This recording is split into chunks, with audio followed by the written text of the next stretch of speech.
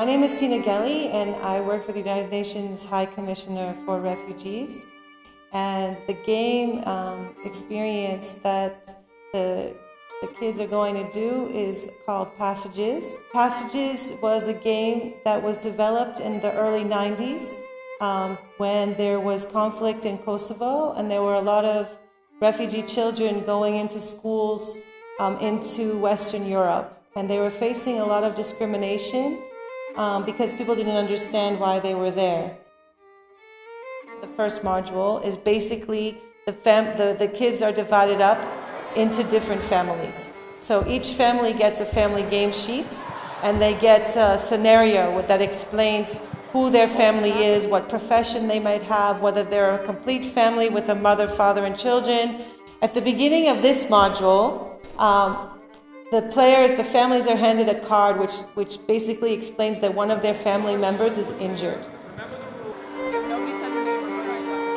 Sit in your lines! Sit in your lines! Stay with your family!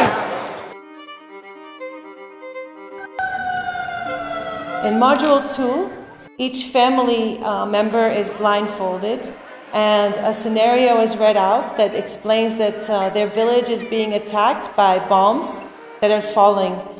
They're out at the market as a family, but while the bombs are dropping, there's too much heavy clouds and smoke, and it's very loud, and they lose each other, and they have to try to find each other in the chaos.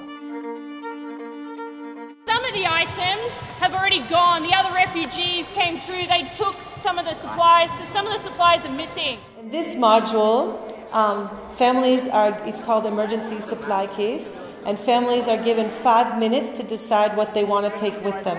They're given a sheet of paper, they're told they have 5 minutes to decide what they want to take. In this module, the families have to cross the border. They need to go over here, go over there, go to that stone. First, they're getting a form that they need to fill out. It's a very important form. They're told they've lost all their identity documents. And then you have people playing border officials who deliberately try to make it very difficult for them to cross. I'm a bus driver. You're a blind bus driver. You're not crossing. Bueno, rápido, rápido. Lucky you've got your supplies. Yeah. You can cross. And then once they have crossed the border, they need to go to see the immigration officer. Where's your spokesperson? Queue up, please. And they have to present their form to the immigration officer. And the immigration officer deliberately gives them a difficult time. Check the family list. Where's your single file? Single file. Yep. So frustrating. Some people just don't understand. I'm sorry. Are you ready for your interview? Paperwork here. Where's your paperwork? You have the code. Thank you, bye. Oh, so, hey! Tell us why you would like to enter our country. It seems to be in order. Seems to be in order. And then in the final module is basically we hand out a form which has all different emotions on it. It started off fairly well. We got everything we needed. Well, actually, we wrote our supply list on like the wrong piece of paper. So then I was getting yelled at for like a long time. And then we got a tent, and then a lot of people were trying to like steal from us, and I don't know, it just turned to like a war zone, and like people were getting like thrown, and like people were fighting over water or like empty water.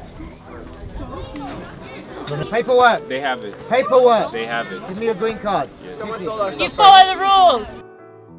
And then we got down to the field, and then they gave us a green card, and then the group in front of us also got a green card, but then the same guy who gave it to them said it was fake and threw it away. We were quite exasperated throughout because I know someone had to bite another refugee because of stealing, and we didn't really make it to the end because we didn't know where to go.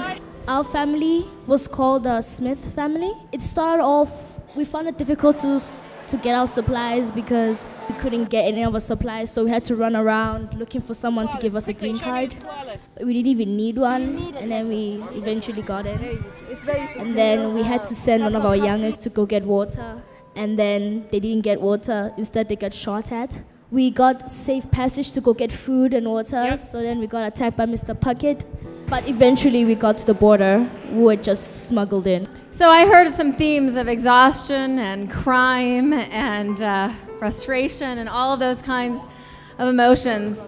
I thought in particular that edge between the criminal element and needing to prove you were worthy to get into the country was particularly interesting. And the next time you see or read a news report, think about that edge of trying to support your family, but also trying to get them in. That I had one emotional point. I was with the Baker family, great family, but the 12-year-old son got lost. You know, the first time you were blindfolded and went off, and he got lost. And that was a very emotional time for me. I just hit me. I thought, imagine your 12-year-old son is now lost.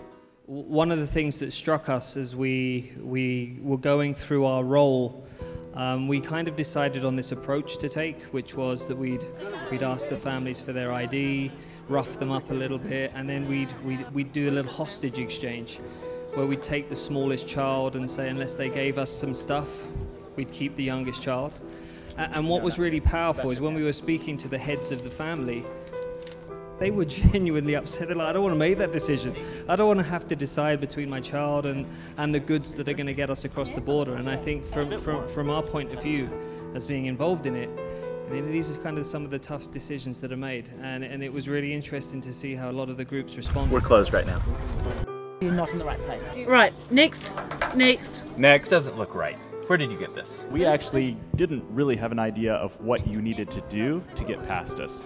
And I think, I don't know, I think that might be kind of, you might see that in real life. We knew you were supposed to have forms, signatures, but not really how and where. We're closed right now. It was also a little confusing because there were so many people and so many forms that we just didn't have time to go through them all because we were just crowded. But we felt that this was the best way for you to understand what these people are going through. And there are thousands and thousands of people attempting border crossings and dying every day.